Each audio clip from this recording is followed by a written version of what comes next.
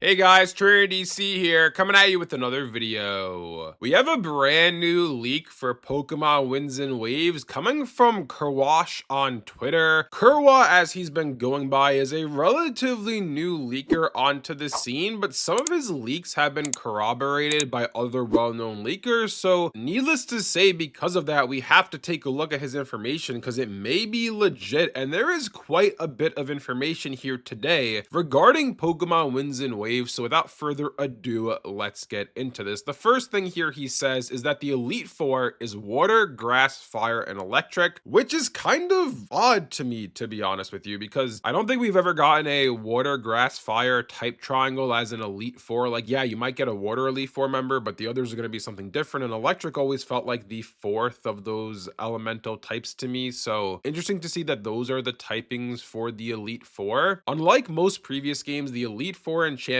show up throughout the main story. This is something we've heard before, so it's nothing that crazy. We know these characters are going to appear throughout the game. This is going to be a more connected story than maybe we've gotten before. The girl in the picture is the water type Elite Four. So this girl here is from the Terra League, and she's supposed to be some sort of gym leader or something for Pokemon Winds and Waves. And now Kerwa is out here saying that this is actually the water member of the Elite Four. Just like Scarlet and Violet, the game story will have three routes, three different paths, if you will. The source mentions, being Kerwa, that the story is better than Scarlet and Violet's, with better world building and more compelling character development throughout the three different paths. So if you guys remember, in Pokemon and Scarlet and Violet, we had the gym challenge as one path, we had the Titan face off, if you will, as the second path, and then the third path was Team Star bases, right? Those were all different avenues that you had to go down to complete the game, and they made up all the bosses for the game, representing all 18 types. Winds and Waves is going to do the same thing here, with one of the routes being called the Legend Tour and the other being called the Mahu Tour. The Legend Tour will involve defeating the bosses to power up Konetsu, which is the seed Pokemon, just like the legendary quest in Scarlet and Violet. So I'm assuming that is the gym challenge, maybe? Because which one was the legendary quest in Scarlet and Violet? Let me know down below. Was that the Titan Pokemon, or was that more so the gym battles? I think it was the gym challenge, to be honest with you. Then we have the Mahu Tour, which is related to defeating bosses that use the new battle gimmick Netsu on raids. Okay, so that's essentially our Titan Pokemon equivalent here. And then the Legend Tour is basically, I'm assuming, the gym challenge. And then I guess we'll have a third one that's basically like your Team Star bases, but for the new evil team, but that's not really mentioned here in this leak. And the last thing we have here from this tweet, there's more after this though. The last thing from this tweet is the post game will be focused on MMO features and co-op versions of the Mahu Tour raids. And regarding the post game, there is another tweet from Kerwa here, which is kind of cryptic. Like, I don't know what ProcGen is. It says ProcGen is still in the game. Yes, you guys already know about the MMO light systems, and the post game leads into that, which we're gonna have some like MMO like features in this game. Some of the keystone functions are co-op Netsu boss raids, similar to the story ones on the Mahu Tour. So basically, like your Scarlet and Violet Terra raids, you're going to have Netsu gimmick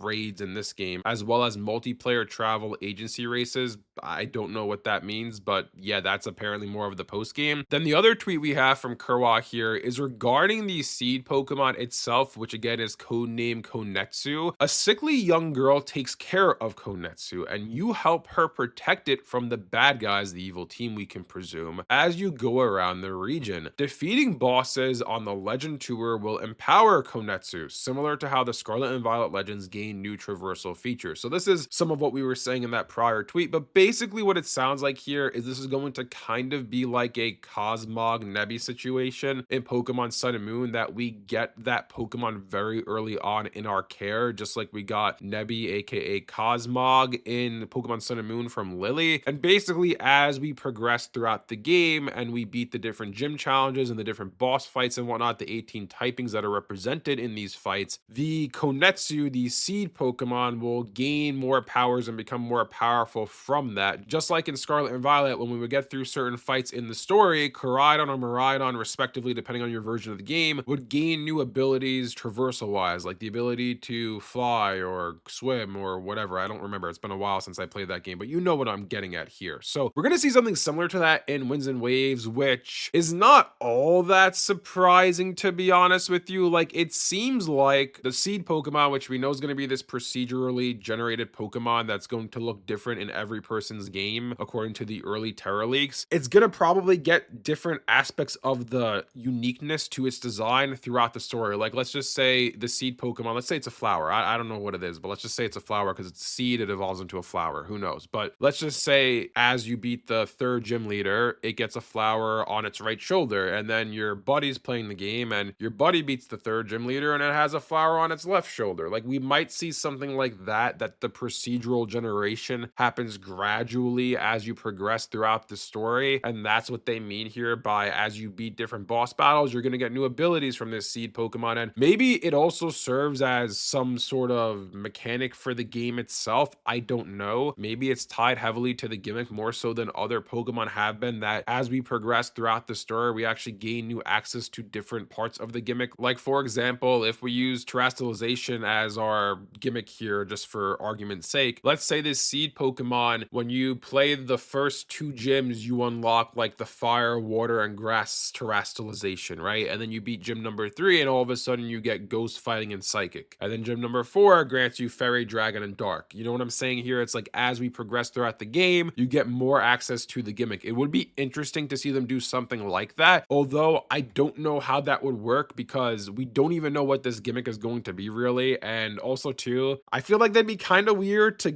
hamstring you in what you can do with the gimmick. Like, if someone has a, let's say for terrestrial example again, if you have like a steel terrestrial Pokemon, but then you don't get to use it until you beat the 8th gym, that kind of defeats the purpose of the gimmick itself within the story. So I don't think they're necessarily going to go down that route, but needless to say, yeah, we'll have to stay tuned and see what more comes of this, because we don't really get much about the gimmick itself here. We get a little bit about the gimmick Pokemon, that seed Pokemon that's going to power this gimmick somehow and be connected to it, but we don't really get any intel on the gimmick itself or really much about the story at all. I feel like we learn more about the story in other leaks than from this one. This one's more about the Elite Four and just the typings and whatnot, and part of the story progression outside of the, you know, little girl who's sick, who's caring for this Konetsu seed Pokemon, which again, very similar to Cosmog and Lily in Pokemon Sun and Moon, which there are so many connections. I've said this on other videos. There are so many connections between Sun and Moon and Winds and Waves, seemingly. Not even talking about the fact that these are both tropical regions here. Anyways, let me know down in the comment section below what you guys think about all this. What do you guys think about this new leak that we have from Kurwa here? Do you find it intriguing learning a little bit more about the seed Pokemon and a little bit about how the game is going to be structured, as well as our Elite Four typings? Let me know down below what you think about all of this. If you guys enjoyed this video, be sure to leave a like and subscribe to see more content like this from Trainer DC. Thanks for watching, and I'll see you guys next time.